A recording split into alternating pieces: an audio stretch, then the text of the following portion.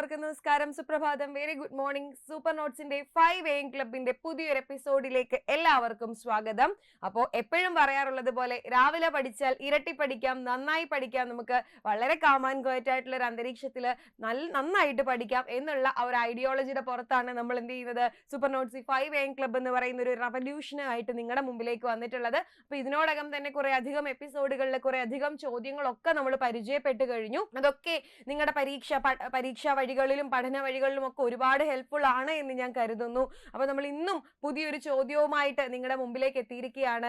എപ്പോഴും പറയാറുള്ളത് പോലെ തന്നെ നമുക്കൊരു ചോദ്യം നമ്മുടെ കയ്യിൽ കിട്ടിക്കഴിഞ്ഞാൽ നമ്മൾ ആ ചോദ്യം വന്നത് എവിടുന്ന്, ആ ചോദ്യത്തിന്റെ ഉത്തരം എന്ത് എന്ന് അന്വേഷിക്കുന്നതോടൊപ്പം തന്നെ ആ ചോദ്യത്തിന്റെ ഉറവിടം എവിടെ എന്നുകൂടി നമ്മൾ അന്വേഷിച്ചാൽ മാത്രമേ അതുമായിട്ട് കണക്റ്റഡ് ആയിട്ടുള്ള മറ്റു വിവരങ്ങളെ നമുക്ക് കൂടുതൽ ആഴത്തിൽ മനസ്സിലാക്കാനായിട്ട് സാധിക്കുകയുള്ളൂ. ഒരു ചോദ്യത്തിന് ഒരു ഉത്തരം എന്നുള്ളതിൽ കവിഞ്ഞ് ആ ചോദ്യത്തിന്റെ മറ്റു ഓപ്ഷനുകൾ അല്ലെങ്കിൽ ആ ചോദ്യം വന്നിട്ടുള്ള മറ്റു മേഖലകൾ ഇതൊക്കെ നമ്മൾ കണ്ടെത്തി മനസ്സിലാക്കി മുമ്പോട്ട് പോയാൽ മാത്രമേ നമുക്ക് എന്ത് ചെയ്യാൻ പറ്റുള്ളൂ, നല്ല രീതിയിൽ നമ്മുടെ പഠനത്തെ ഒരു സിസ്റ്റമാറ്റിക് ആയിട്ട് കൊണ്ടുപോകാനായിട്ട് സാധിക്കുള്ളൂ കേട്ടോ. അപ്പൊ നമ്മൾ സൂപ്പർ നോട്ട്സിന്റെ ഈ 5 AM ക്ലബിലൂടെ ഉദ്ദേശിക്കുന്നതും അത് തന്നെയാണ്, വളരെ സിസ്റ്റമാറ്റിക് ആയിട്ട് ക്രമീകൃതമായിട്ട് നിങ്ങളുടെ പഠനം മുന്നോട്ട് പോവുക എന്നുള്ളത് തന്നെയാണ്. ഓക്കെ, അപ്പൊ നമ്മൾ ഇന്നത്തെ ഈ ഒരു സൂപ്പർ നോട്ട്സിന്റെ 5 AM ക്ലബിന്റെ ഇന്നത്തെ ഈ ഒരു അധ്യായത്തിലും നമ്മൾ ഒരു ചോദ്യം എടുത്തിട്ടുണ്ട്. കേരള നവോത്ഥാനത്തിന്റെ ഭാഗത്തു നിന്നുള്ള ഒരു ചോദ്യമാണ് നിങ്ങൾക്ക് വേണ്ടിയിട്ട് ഞാൻ കൊണ്ടുവന്നിട്ടുള്ളത്. അപ്പൊ നമ്മൾ നവോത്ഥാനവുമായിട്ട് ബന്ധപ്പെട്ട മാരത്തോൺ ക്ലാസ്സുകളിലൊക്കെ കുറെ അധികം കാര്യങ്ങൾ ചർച്ച ചെയ്തിട്ടുണ്ട്.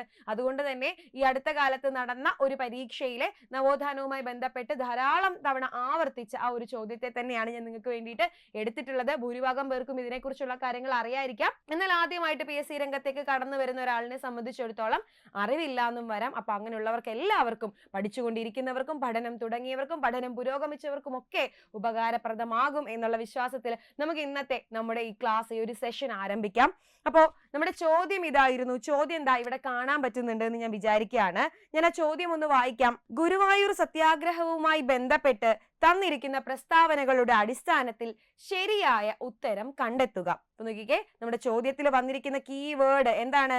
ആ കീവേഡ് എന്ന് പറയുന്നത് ഗുരുവായൂർ സത്യാഗ്രഹമാണ്. എന്താണ്?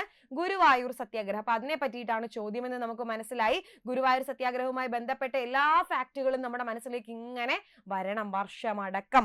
നോക്കിക്കേ, അപ്പൊ ഞാൻ ആ സ്റ്റേറ്റ്മെന്റ്സ് ഒന്ന് വായിക്കാം. മന്നത്ത് പത്മനാഭൻ അധ്യക്ഷനും കേളപ്പൻ സെക്രട്ടറിയുമായി ഒരു സത്യാഗ്രഹ കമ്മിറ്റി രൂപീകരിച്ചു. ഒന്നാമത്തെ സ്റ്റേറ്റ്മെന്റ്. രണ്ടാമത്തേതോ, ഗാന്ധിജിയുടെ അനുവാദത്തോടുകൂടി കേളപ്പൻ 1932 സെപ്റ്റംബർ 22 ക്ഷേത്രനടയിൽ ഉപവാസം ആരംഭിച്ചു. മൂന്നാമത്തെ സ്റ്റേറ്റ്മെന്റ് നോക്കാം. ഗാന്ധിജിയുടെ നിർദ്ദേശപ്രകാരം 1932 ഒക്ടോബർ 2 കേളപ്പൻ ഉപവാസം അവസാനിപ്പിച്ചു. നാലാമത്തെ സ്റ്റേറ്റ്മെന്റ് നോക്കിക്കേ. പയ്യന്നൂരിൽ നിന്ന് ഗുരുവായൂരിലേക്ക് കേളപ്പന്റെ നേതൃത്വത്തിൽ ഒരു കാൽനട സമര പ്രചരണ ജാഥ പുറപ്പെട്ടു. ഇതിൽ ഏതൊക്കെയാണ് ശരിയായിട്ടുള്ള വസ്തുതകൾ? എന്തിനെ ബേസ് ചെയ്തിട്ട്?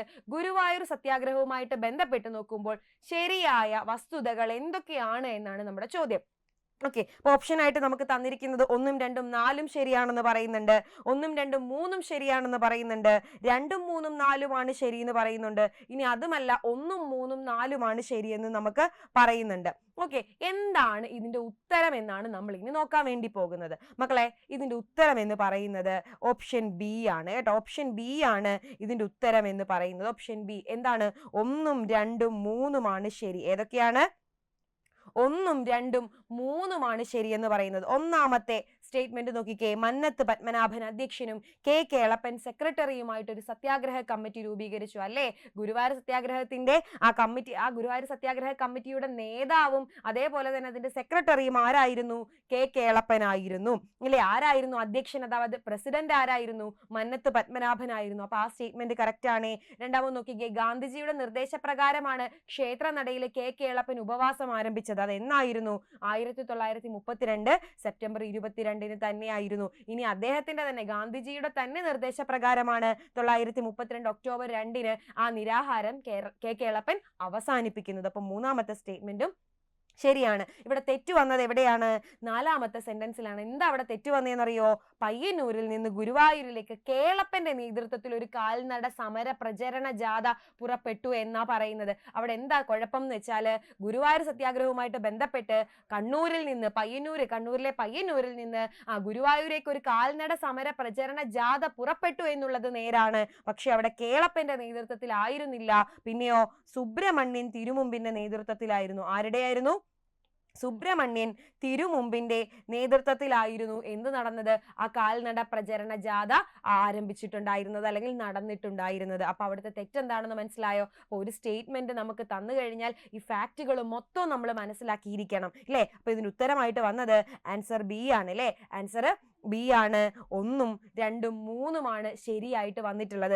അങ്ങനെയാണെങ്കിൽ ഞാനൊരു കാര്യം പറയട്ടെ, ഈ ഗുരുവായൂർ സത്യാഗ്രഹവുമായിട്ട് ബന്ധപ്പെട്ട് കംപ്ലീറ്റ് കാര്യങ്ങൾ നമ്മൾ ഇന്നത്തെ ഈ സെഷനിൽ നമ്മൾ പഠിച്ചു പോകും. നിങ്ങൾക്ക് അറിയുന്നതും അറിയാത്തതുമായ കാര്യങ്ങളൊക്കെ നമ്മൾ ഇന്നത്തെ ക്ലാസ്സിൽ ഡിസ്കസ് ചെയ്തു പോകും. കൂടെ ഈ ചോദ്യം എവിടുന്ന് വന്നു, ഈ സ്റ്റേറ്റ്മെന്റ് അതേപടി പ്രിസൈസ് ആയിട്ട് ഈ സ്റ്റേറ്റ്മെന്റ് എവിടെ നിന്ന് ചോദിച്ചു എന്നുള്ളതും നമ്മൾ ഇന്നത്തെ ഈ ഒരു സെഷനിൽ പറയും. അങ്ങനെയാണെങ്കിൽ ചോദ്യം എവിടുന്ന് വന്നു നോക്കിയേ മക്കളെ.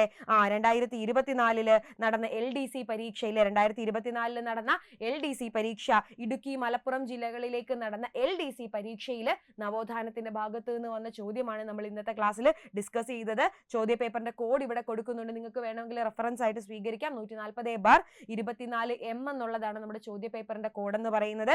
LDC ഇടുക്കി മലപ്പുറം ജില്ലകളിലേക്ക് നടന്ന 2024 പരീക്ഷയുടെ കുറച്ച് മാസങ്ങൾക്ക് മുമ്പ് അങ്ങോട്ട് നടന്ന പരീക്ഷയുടെ ചോദ്യമായിരുന്നു ഇതെന്ന് പറയുന്നത്. അങ്ങനെയാണെങ്കിൽ ഗുരുവായൂർ സത്യാഗ്രഹത്തെ പറ്റിയിട്ട് നമുക്ക് കുറച്ച് കാര്യങ്ങൾ ഇവിടെ നോക്കാം ഇല്ലേ? ഗുരുവായൂർ സത്യാഗ്രഹത്തെ പറ്റിയിട്ട്, ഗുരുവായൂർ സത്യാഗ്രഹം.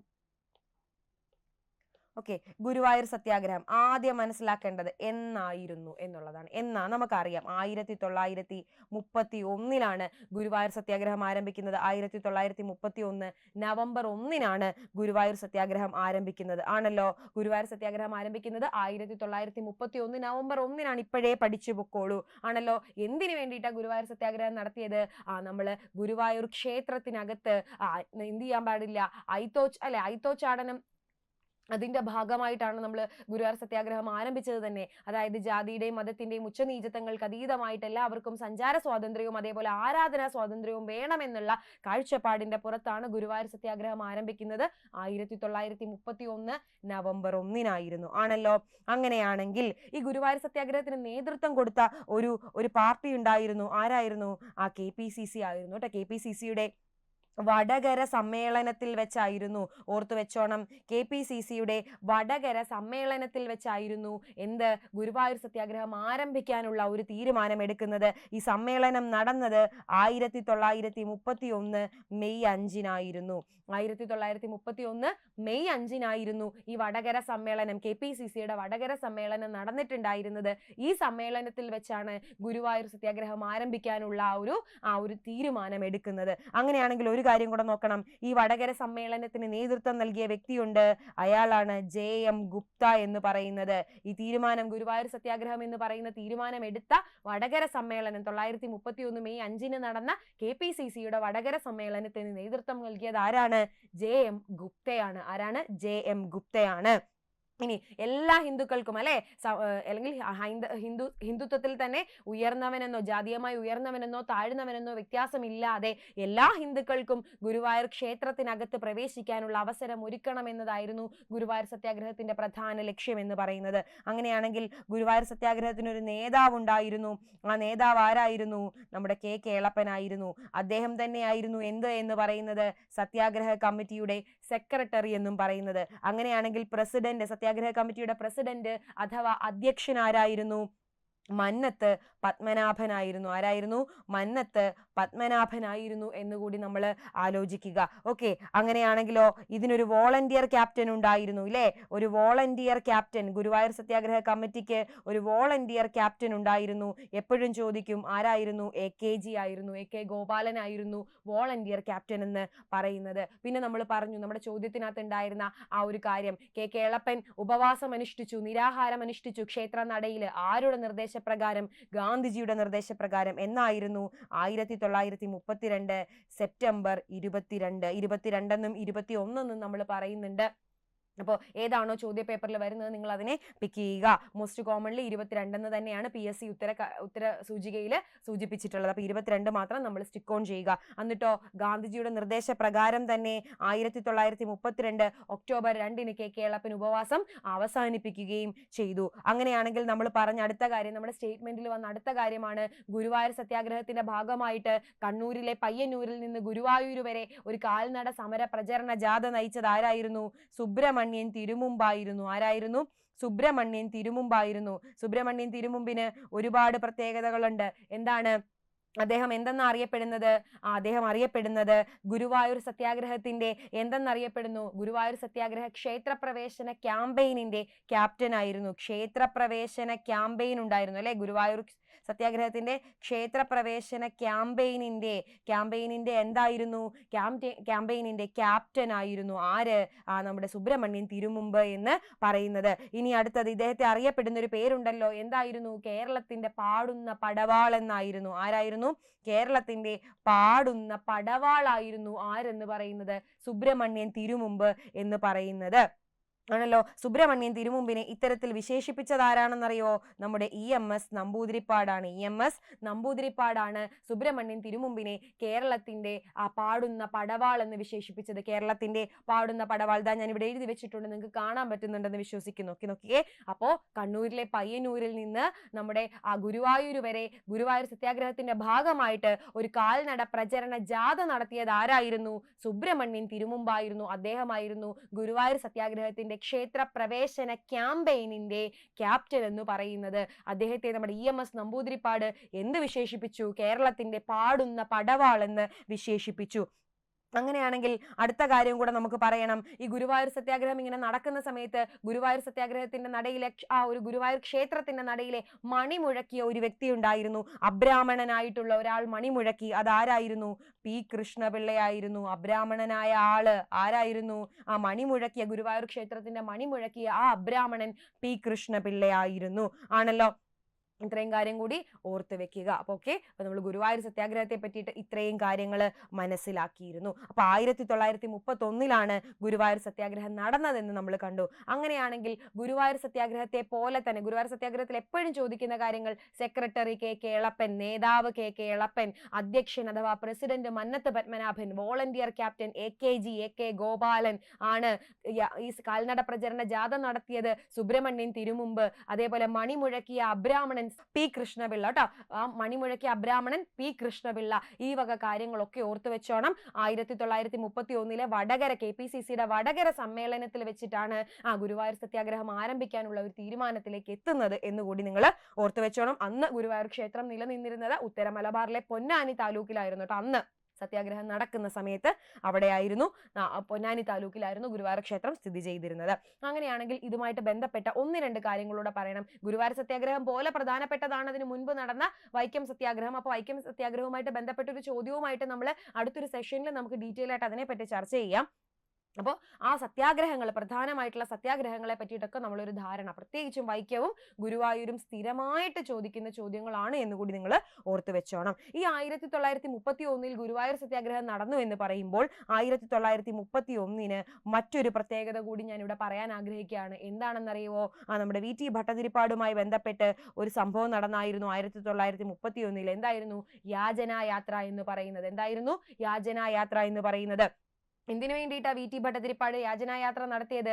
ദരിദ്ര വിദ്യാർത്ഥികളുടെ പഠനത്തിനായുള്ള ഫണ്ട് ശേഖരണാർത്ഥമായിരുന്നു എന്ത് നടത്തിയത്? നമ്മുടെ അതിനുള്ള ധനസമാഹരണത്തിന് വേണ്ടിയിട്ടായിരുന്നു യാചനായാത്ര നടത്തിയത്. 1931 VT ഭട്ടതിരിപ്പാടിന്റെ നേതൃത്വത്തിൽ യാചനായാത്ര ആരംഭിക്കുന്നത്. എവിടം തൊട്ടായിരുന്നു? തൃശ്ശൂർ മുതൽ ചന്ദ്രഗിരിപ്പുഴ വരെയായിരുന്നു. എവിടം തൊട്ടായിരുന്നു? തൃശ്ശൂർ മുതൽ ചന്ദ്രഗിരിപ്പുഴ വരെയായിരുന്നു. ചന്ദ്രഗിരിപ്പുഴ വരെയായിരുന്നു എന്ത് എന്ന് പറയുന്നത്?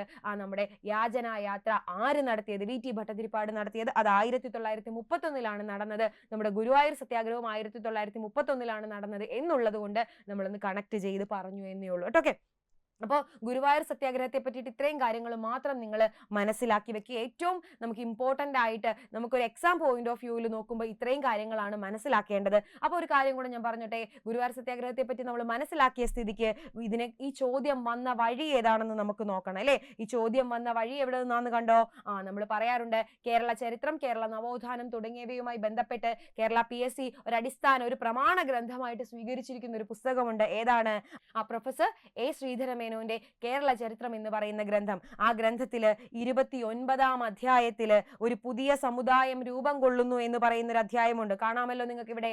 കേരള ചരിത്രം, ശ്രീധരമേനോന്റെ കേരള ചരിത്രത്തിൽ 29-ാം അധ്യായമാണ് ഒരു പുതിയ സമുദായം രൂപം കൊള്ളുന്നു എന്നുള്ളത്. ഏതാണ്? ഒരു പുതിയ സമുദായം രൂപം കൊള്ളുന്നു എന്നുള്ളത്. ആ ഭാഗത്ത് നിന്നാണ്, ഈ ഒരു അധ്യായത്തിൽ നിന്നാണ് നമ്മുടെ ഈ ചോദ്യത്തിന് ഇതിവൃത്തമായിട്ടുള്ള അല്ലെങ്കിൽ ചോദ്യത്തിന് കാരണമായിട്ടുള്ള ഒരു സ്റ്റേറ്റ്മെന്റുകൾ ഉണ്ടായിരുന്നത്. അപ്പൊ ഞാൻ നിങ്ങൾക്ക് വേണ്ടിയിട്ട് ഇവിടെ കൊണ്ടുവന്നിട്ടുണ്ട്. ഞാനൊന്ന് വായിക്കാം. നോക്കിക്കേ, ഗുരുവായൂർ സത്യാഗ്രഹം എന്നുള്ള പേരിൽ ഈ ഒരു ചാപ്റ്ററിന്റെ പുതിയ സമുദായം രൂപം കൊള്ളുന്നു എന്ന് പറയുന്ന ചാപ്റ്ററിന്റെ തന്നെ പ്രത്യേകത എന്താണെന്ന് വെച്ച് കഴിഞ്ഞാൽ 19-ാം നൂറ്റാണ്ടിൽ അല്ലെങ്കിൽ 19-ാം നൂറ്റാണ്ട് കഴിഞ്ഞ് 20-ാം നൂറ്റാണ്ടിന്റെ തുടക്കങ്ങളിൽ നമ്മുടെ കേരള സമൂഹം ഫേസ് ചെയ്ത ഒരു നവോത്ഥാന പരിഷ്കരണ പ്രസ്ഥാനങ്ങളുടെ ആ നവോത്ഥാന നായകരുടെയൊക്കെ വിശദ വിവരങ്ങൾ ഈ ഒരു ചാപ്റ്ററിൽ കേരള ചരിത്രത്തിന്റെ 29-ാം അധ്യായത്തിൽ നമ്മുടെ ശ്രീധരമേനോൻ പറഞ്ഞു വെച്ചിട്ടുണ്ട്. നോക്കിക്കേ, അയിത്തത്തിനെതിരായി നടന്ന മറ്റൊരു വലിയ സമരമായിരുന്നു ഗുരുവായൂർ സത്യാഗ്രഹം. ഇതിനു മുമ്പ് ഒരു വലിയ സമരം നടന്നിരുന്നു. അതേതായിരുന്നു? വൈക്കം സത്യാഗ്രഹമായിരുന്നു. 1924-25 കാലഘട്ടങ്ങളിലായിട്ട്. നോക്കിക്കേ, 1931 നവംബർ 1 ആരംഭിക്കുകയും 32 അവസാനിക്കുകയും ചെയ്തതായിരുന്നു ഗുരുവായൂർ സത്യാഗ്രഹം എന്ന് പറയുന്നത്. നോക്കിക്കേ, ഗുരുവായൂർ ക്ഷേത്രം എല്ലാ ഹിന്ദുക്കൾക്കും തുറന്നു കൊടുക്കണമെന്ന് ആവശ്യപ്പെട്ടുകൊണ്ട് കേരള പ്രദേശ് കോൺഗ്രസിന്റെ ആഭിമുഖ്യത്തിൽ 1931 നവംബർ 1-ാം തീയതി, ഇതേ നമ്മൾ പറഞ്ഞ കാര്യം അല്ലേ, സത്യാഗ്രഹം ആരംഭിച്ചു. സത്യാഗ്രഹത്തിന്റെ നേതാവ് KK എളപ്പനും സന്നദ്ധ സംഘത്തിന്റെ ക്യാപ്റ്റൻ AK ഗോപാലൻ, അതായത് വോളണ്ടിയർ ക്യാപ്റ്റൻ, അതാണ് സന്നദ്ധ സംഘം. ആ വാക്ക് ഓർത്തു വെച്ചോണം. ചിലപ്പോൾ ഇനി വരുന്ന പരീക്ഷകളിൽ വോളണ്ടിയർ ക്യാപ്റ്റൻ എന്നുള്ളതിന് പകരം സന്നദ്ധ സംഘത്തിന്റെ ക്യാപ്റ്റൻ ആര് എന്നായിരിക്കും ചോദിക്കുന്നത്. അപ്പൊ AKG, സന്നദ്ധ സംഘം, വോളണ്ടിയർ ക്യാപ്റ്റൻ. സത്യാഗ്രഹം ഭാരതത്തിന്റെ മുഴുവൻ ശ്രദ്ധയും ആകർഷിച്ചു. ഇന്ത്യയുടെ നാനാഭാഗത്തു നിന്നും രാഷ്ട്രീയ പ്രവർത്തകർ സത്യാഗ്രഹികളെ സഹായിക്കാൻ ഗുരുവായൂരിലേക്ക് എത്തി. ക്ഷേത്രത്തിന്റെ ട്രസ്റ്റിയായിരുന്ന സാമൂതിരി ക്ഷേത്രപ്രവേശനത്തിനെതിരെ വിട്ടുവീഴ്ചയില്ലാത്ത നടപടികൾ സ്വീകരിച്ചു. സത്യാഗ്രഹത്തിന്റെ എതിരാളികൾ എന്ത് ചെയ്തു? ഡിസംബർ 26-ാം തീയതി 1931 ഡിസംബർ 26-ാം തീയതി AK ഗോപാലന്റെ മേൽ നടത്തിയ കയ്യേറ്റം ജനങ്ങളെ വികാരക്ഷുബ്ധരാക്കുകയും അവർ പ്രതിബന്ധങ്ങളെല്ലാം തകർത്ത് ബലം പ്രയോഗിച്ച് ക്ഷേത്രത്തിൽ കടക്കാൻ ശ്രമിക്കുകയും ചെയ്തു. ഒരു മാസത്തോളം പൂജകളെല്ലാം നിർത്തി ക്ഷേത്രം അടച്ചിട്ടു. ഓർത്തുവെക്കുക, സത്യാഗ്രഹം 10 മാസം കഴിഞ്ഞപ്പോഴേക്കും KK എളപ്പൻ 1932 സെപ്റ്റംബർ 22-ാം തീയതി ക്ഷേത്രത്തിന് മുമ്പിൽ അനിശ്ചിതകാലത്തേക്ക് നിരാഹാരം ആരംഭിച്ചു. 1932 ഒക്ടോബർ 2-ാം തീയതി ഗാന്ധിജിയുടെ നിർദ്ദേശപ്രകാരം, കണ്ടോ നമ്മുടെ അടുത്ത സ്റ്റേറ്റ്മെന്റ്, ഗാന്ധിജിയുടെ നിർദ്ദേശപ്രകാരം അദ്ദേഹം ഉപവാസം അവസാനിപ്പിച്ചു. നോക്കിക്കേ, അപ്പം ക്ഷേത്രപ്രവേശനം നടത്തണം അല്ലെ. ഒരു വർഷത്തിനടുത്തായിട്ട് ഇവർ സമരം നടത്തിക്കൊണ്ടിരിക്കുകയാണ്. ക്ഷേത്രപ്രവേശനത്തെ കുറിച്ച് പൊതുജനങ്ങളുടെ അഭിപ്രായം ആരായുവാൻ പൊന്നാനി താലൂക്കിലെ ഹിന്ദുക്കൾക്കിടയിൽ കോൺഗ്രസ് ഒരു ജനഹിത പരിശോധന നടത്തി. ഹരിജനങ്ങൾക്ക് ക്ഷേത്രപ്രവേശനം അനുവദിക്കുന്നതിന് ജനങ്ങളിൽ 70% അനുകൂലിക്കുന്നവരായിരുന്നു. ഇങ്ങനെ അടിയന്തരമായി ലക്ഷ്യം നേടുന്നതിൽ ഗുരുവായൂർ സത്യാഗ്രഹം പരാജയപ്പെട്ടെങ്കിലും അയിത്തോച്ചാടത്തിന് അനുകൂലമായ ഒരു കാലാവസ്ഥ സൃഷ്ടിക്കുന്നതിൽ അത് സഹായകമായി. ഉടനടി ഒരു മാറ്റം അവിടെ നിന്നുണ്ടായില്ല. കാര്യം എന്ന് പറഞ്ഞാൽ പിന്നീട് ക്ഷേത്രപ്രവേശന വിളംബരമൊക്കെ വരുന്നത് വർഷങ്ങൾക്ക് ശേഷമാണ്. 3-4 വർഷത്തിന് ശേഷം 1936-ലാണ് പിന്നീട് ക്ഷേത്രപ്രവേശന വിളംബരം വരുന്നത്. എന്നാൽ പോലും ഒരു അടിയന്തരമായ ഒരു എടുപിടി എന്ന് പറഞ്ഞിട്ടുള്ള അടിയന്തരമായിട്ടുള്ള ഒരു തീരുമാനം അല്ലെങ്കിൽ ആ ഒരു ഫലം ഉണ്ടായില്ല എങ്കിൽ പോലും ഈ പറയുന്ന 1936-ലെ ക്ഷേത്രപ്രവേശന വിളംബരത്തിനോടൊക്കെ കാരണമായ ഒരു ചാലക ശക്തിയാകാൻ എന്തിന് കഴിഞ്ഞു? ഗുരുവായൂർ സത്യാഗ്രഹത്തിന് കഴിഞ്ഞു എന്ന് തന്നെയാണ് നമ്മൾ പറയുന്നത്. ഓക്കെ, അപ്പൊ നമ്മുടെ ചോദ്യം വന്ന വഴി കണ്ടല്ലോ. ഏതായിരുന്നു? ഇതിനു മുൻപ് 5am ക്ലബിന്റെ ഒരു എപ്പിസോഡിൽ നമ്മൾ പറഞ്ഞു, മാർത്താണ്ഡവർമ്മയുമായിട്ട് ബന്ധപ്പെട്ട ഒരു ചോദ്യത്തിൽ നമ്മൾ പറഞ്ഞിട്ടുണ്ടായിരുന്നു എന്ത്? ആ കേരള ചരിത്രം അല്ലെ, ശ്രീധരമേനോന്റെ കേരള ചരിത്രം PSCയുടെ ഒരു അടിസ്ഥാന പ്രമാണ ഗ്രന്ഥമാണ്. അവിടെ നിന്നാണ് ഏറ്റവും കൂടുതൽ കേരള ചരിത്രവുമായിട്ടും കേരള നവോത്ഥാനവുമായിട്ട് ബന്ധപ്പെട്ട ചോദ്യങ്ങൾ PSC എടുക്കുന്നത്, പ്രത്യേകിച്ചും പ്രസ്താവന ചോദ്യങ്ങൾ. അപ്പൊ നിങ്ങൾക്ക് എപ്പോ വേണമെങ്കിലും ഒരു റെഫറൻസ് ആയിട്ട് സ്വീകരിക്കാൻ പറ്റുന്ന ഒരു പുസ്തകം തന്നെയാണ്. നമ്മളൊരു PSC ഉദ്യോഗാർത്ഥിയെ സംബന്ധിച്ചിടത്തോളം ഒരു റെഫറൻസ് ഗ്രന്ഥമായിട്ട് സ്വീകരിക്കാൻ പറ്റുന്ന ഒരു പുസ്തകമാണ് A. ശ്രീധരമേനോന്റെ ഏതെന്ന് പറയുന്നത് കേരള ചരിത്രം എന്ന് പറയുന്ന ഈ ഒരു പുസ്തകം വായിച്ചു വെക്കാൻ പറ്റിയതാണ്. പ്രത്യേകിച്ച് നമ്മൾ ഈ വക ടോപ്പിക്കുകൾ പഠിക്കുമ്പോൾ പ്രസ്താവന ചോദ്യങ്ങൾ ധാരാളം വരാൻ സാധ്യതകൾ ഉള്ളതാണ്. കേരള ഹിസ്റ്ററി ആയിക്കോട്ടെ, കേരള നവോത്ഥാനം ആയിക്കോട്ടെ, ഈ വക കാര്യങ്ങളൊക്കെ, ഈ വക ടോപ്പിക്കുകളൊക്കെ ധാരാളം പ്രസ്താവന ചോദ്യങ്ങൾ വരാൻ സാധ്യതയുള്ളതാണ്. അതുകൊണ്ട് തന്നെ ഈ ഒരു പുസ്തകം നിങ്ങളൊരു റെഫറൻസ് ആയിട്ട് സ്വീകരിക്കണം എന്നാണ് ഞാൻ എപ്പോഴും പറയാറുള്ളത്. ഓക്കെ, അപ്പോൾ നമ്മൾ പറഞ്ഞു വന്നത് ഇത്രയും കാര്യമുള്ളൂ. നമുക്ക് വന്ന ചോദ്യം എന്തിനെ സംബന്ധിച്ചിട്ടുള്ളതായിരുന്നു? ഗുരുവായൂർ സത്യാഗ്രഹത്തെ സംബന്ധിച്ചിട്ടുള്ളതായിരുന്നു. ഗുരുവായൂർ സത്യാഗ്രഹം ആരംഭിച്ചതെന്ന്, അവസാനിച്ചത് എപ്പോഴേക്കും, അതിൻ്റെ ഇടയിൽ നടന്ന പ്രധാനപ്പെട്ട കാര്യങ്ങൾ എന്തൊക്കെ തുടങ്ങിയിട്ടുള്ള കാര്യങ്ങളെല്ലാം നമ്മൾ പറഞ്ഞു. അപ്പോൾ ഞാൻ ഒരു കാര്യം കൂടെ പറയാൻ ആഗ്രഹിക്കുകയാണ്. ഗുരുവായൂർ സത്യാഗ്രഹത്തെ കുറിച്ച് നമ്മൾ പറഞ്ഞപ്പോൾ ഇതിനോട് ചേർത്ത് വെച്ച ഗുരുവായൂർ സത്യാഗ്രഹത്തിന്റെ നേതാവും ക്യാപ്റ്റനും ഒക്കെ ആരൊക്കെയാണെന്ന് നമ്മൾ പറഞ്ഞെങ്കിൽ, അങ്ങനെയാണെങ്കിൽ ഇതിനോട് ചേർത്ത് വെച്ച് നമ്മൾ പറയുന്ന മറ്റൊരു സത്യാഗ്രഹമാണ് ശുചീന്ദ്രം സത്യാഗ്രഹം. എന്താണ് ശുചീന്ദ്രം സത്യാഗ്രഹം എന്ന് പറയുന്നത്? ശുചീന്ദ്രം സത്യാഗ്രഹത്തിന് ഒരു ക്യാപ്റ്റൻ ഉണ്ടായിരുന്നു. ആരായിരുന്നു? M.E. നായിഡു ആയിരുന്നു. ആരായിരുന്നു? M.E. നായിഡു ആണ് ശുചീന്ദ്രം സത്യാഗ്രഹത്തിന്റെ ക്യാപ്റ്റൻ എന്ന് പറയുന്നത്, അല്ലെങ്കിൽ പ്രധാന നേതാവ് എന്ന് പറയുന്നത്. അങ്ങനെയാണെങ്കിൽ നമ്മൾ ഓർക്കേണ്ട മറ്റൊരു സത്യാഗ്രഹമാണ് പാലിയം സത്യാഗ്രഹം എന്ന് പറയുന്നത്. ഏതാണ്? പാലിയം സത്യാഗ്രഹം. പാലിയം സത്യാഗ്രഹത്തിന്റെ നേതാവ് ആരാണ്? സി കേശവനാണ്. ആരാണ്? സി കേശവനാണ് പാലിയം സത്യാഗ്രഹത്തിന്റെ നേതാവ് എന്ന് പറയുന്നത്. അങ്ങനെയാണെങ്കിൽ ഒരു കാര്യം കൂടെ ആലോചിക്കുക, അമരാവതി സത്യാഗ്രഹം. ഏതാണ്? അമരാവതി സത്യാഗ്രഹം. ഓക്കെ, അമരാവതി സത്യാഗ്രഹത്തിന്റെ ക്യാപ്റ്റൻ എന്ന് പറയുന്നത് നമ്മുടെ ഗുരുവായൂർ സത്യാഗ്രഹത്തിന്റെ വോളണ്ടിയർ ക്യാപ്റ്റനായ, സന്നദ്ധ സംഘത്തിന്റെ ക്യാപ്റ്റനായ A.K. ഗോപാലൻ തന്നെയാണ്. തുടങ്ങിയിട്ടുള്ള കാര്യങ്ങളും കൂടി ഒന്ന് മനസ്സിലാക്കി വെക്കുക. ഓക്കെ, അപ്പോൾ ഇവിടെ പറയേണ്ട, നമ്മൾ ശുചീന്ദ്രം സത്യാഗ്രഹം നമ്മൾ പറഞ്ഞു അല്ലെ, M.E. നായിഡു ആയിരുന്നു അതിന്റെ പ്രധാന നേതാവ് എന്ന് പറയുന്നത്. ഓക്കെ, ഈ ശുചീന്ദ്രം സത്യാഗ്രഹത്തിന് നമ്മുടെ ഗുരുവായൂർ സത്യാഗ്രഹത്തെ പോലെ തന്നെ ഒരു വോളണ്ടിയർ ക്യാപ്റ്റൻ ഉണ്ടായിരുന്നു, ഒരു സന്നദ്ധ സംഘം നേതാവ് ഉണ്ടായിരുന്നു. വോളണ്ടിയർ ക്യാപ്റ്റൻ ആരായിരുന്നു എന്നറിയുവോ? സി മുത്തുസ്വാമി ആയിരുന്നു. ആരാണ്? സി മുത്തുസ്വാമിയാണ് വോളണ്ടിയർ ക്യാപ്റ്റൻ ആയിരുന്നത്. ഏതിന്റെ? ശുചീന്ദ്രം സത്യാഗ്രഹത്തിന്റെ. ഇദ്ദേഹത്തെ തന്നെയാണ്, സി മുത്തുസ്വാമിയെ തന്നെയാണ് നമ്മൾ ഗാന്ധിദാസ് എന്നറിയപ്പെടുന്നത്. ആരെയാണ്? സി മുത്തുസ്വാമിയാണ് നമ്മൾ ഗാന്ധിദാസ് എന്നറിയപ്പെടുന്നത്. അദ്ദേഹം ശുചീന്ദ്രം സത്യാഗ്രഹവുമായിട്ടാണ് ബന്ധപ്പെട്ടിരിക്കുന്നത്. അപ്പൊ ഈ കാര്യങ്ങളും കൂടി ഇതിനോട്, ഗുരുവായൂർ സത്യാഗ്രഹത്തോട് ചേർത്ത് വെച്ചൊന്ന് വായിച്ചുകൊള്ളുക. വൈക്കം സത്യാഗ്രഹത്തെ പറ്റിയിട്ട് ഈ ഒരു സെഷനിൽ ഞാൻ പറയുന്നില്ല, കാരണം വൈക്കം സത്യാഗ്രഹം വേറെ പല രീതിയിലും ചോദ്യങ്ങൾ വന്നിട്ടുള്ളതാണ്. അപ്പൊ അതുമായിട്ട് നമുക്ക് ഒരു സെഷനിൽ അതിനെ പറ്റിയിട്ട് ഡീറ്റെയിൽ ആയിട്ട് ചർച്ച ചെയ്യാം. ഓക്കെ, അപ്പോൾ മനസ്സിലായല്ലോ. SCERT പാഠപുസ്തകത്തിനപ്പുറം ചില റെഫറൻസ് ഗ്രന്ഥങ്ങളെ കൂടി നമ്മൾ കൂടെ കൂട്ടേണ്ടതായിട്ടുണ്ട്. അപ്പോൾ കേരള ചരിത്രം എപ്പോഴും നമ്മൾ എല്ലാ ക്ലാസ്സുകളിലും പറയാറുള്ളത് പോലെ കേരള ചരിത്രവും കേരള സംസ്കാരവും പഠിക്കാനായിട്ട്, കേരള നവോത്ഥാനവും പഠിക്കാനായിട്ട് ഈ ഒരു പുസ്തകം വളരെ ഉചിതമാണ് എന്ന് നിങ്ങൾ കരുതി വെച്ചോളുക. കേരള ചരിത്രം മാത്രമല്ല, കേരള സംസ്കാരം എന്ന് പറയുന്ന മറ്റൊരു ഗ്രന്ഥം കൂടി, കേരള സംസ്കാരം എന്ന് പറയുന്ന മറ്റൊരു ഗ്രന്ഥം കൂടി ശ്രീധര മേനോന്റെ പുസ്തക ഒരു കൂട്ടത്തിലുണ്ട്. ഈ രണ്ട് പുസ്തകങ്ങളും നമുക്ക് PSC പരീക്ഷകൾക്ക് ഒരു റെഫറൻസ് ആയിട്ട് സ്വീകരിക്കാം. പ്രത്യേകിച്ച് കേരള ചരിത്രം എപ്പോഴും PSC ചോദിക്കാറുള്ള പല പ്രധാനപ്പെട്ട ചോദ്യങ്ങളുടെയും സ്റ്റേറ്റ്മെന്റുകൾ, പ്രത്യേകിച്ചും സ്റ്റേറ്റ്മെന്റ് വൈസ് ചോദ്യങ്ങൾ ഈ പുസ്തകത്തിലെ അതേപടി എടുത്ത് ചെയ്തിട്ടുള്ളതായിരിക്കും കേട്ടോ. അപ്പൊ അതുകൂടി നിങ്ങളൊന്ന് ആലോചിക്കുക. നമ്മുടെ ഇന്നത്തെ 5 AM ക്ലബിന്റെ ഈ ഒരു ക്ലാസ്സിൽ നമ്മൾ ഗുരുവായൂർ സത്യാഗ്രഹത്തെ പറ്റിയിട്ട് കാര്യങ്ങളൊക്കെ മനസ്സിലാക്കി. അപ്പൊ നിങ്ങൾക്ക് അത് മനസ്സിലായി എന്ന് കരുതുന്നു. അപ്പോൾ അടുത്തൊരു സെഷനിൽ നമ്മൾ വീണ്ടും കാണും. അതിനു മുമ്പ് എനിക്ക് ഒരു കാര്യം കൂടെ പറയാനുണ്ട്. നമ്മൾ ഈ 5 AM ക്ലബ്ബ് കുറച്ചധികം എപ്പിസോഡുകൾ നമ്മൾ പിന്നിട്ട് കഴിഞ്ഞു അല്ലെ. അപ്പൊ ഈ 5 AM ക്ലബ്ബ് കൊണ്ട് നിങ്ങൾക്ക് എന്ത് പ്രയോജനം? നിങ്ങൾ ഈ വന്നിരുന്ന ക്ലാസ് കാണുന്നുണ്ട്, രാവിലെ 5 മണിക്ക് നിങ്ങൾ എണീറ്റ് വന്നിരുന്ന ഈ ക്ലാസ് കാണുന്നുണ്ടെങ്കിൽ പോലും നിങ്ങൾക്ക് അതുകൊണ്ടുണ്ടായ പ്രയോജനത്തെ കുറിച്ച് നമുക്കൊന്ന് അറിയണ്ടേ? അപ്പൊ അതിന് വേണ്ടിയിട്ട് നിങ്ങൾക്ക് ആ ഒരു അവസരം ഒരുക്കാണ്. നിങ്ങൾ പലരും ഓൾറെഡി അതിനെ പറ്റിയിട്ട് അറിഞ്ഞിട്ടുണ്ടാകും. നമ്മൾ 5 AM ക്ലബിൽ എടുക്കുന്ന ടോപ്പിക് എന്താണോ അതിന്റെ നോട്ട്, അതായത് നമ്മൾ ഈ പറയുന്ന ഈ പ്രസന്റ് ചെയ്യുന്ന സംഭവം, അതിന്റെ എക്സ്ട്രാ ഫാക്റ്റുകൾ നോട്ട്സ് സഹിതം ഞങ്ങൾ നമ്മുടെ ടെലഗ്രാം ഗ്രൂപ്പ്, നിങ്ങൾക്ക് അറിയാലോ, സൂപ്പർ നോട്ട്സ് ബൈ സിവിലിയൻസ് എന്നുള്ളതാണ് നമ്മുടെ ടെലഗ്രാം ഗ്രൂപ്പ് എന്ന് പറയുന്നത് കേട്ടോ.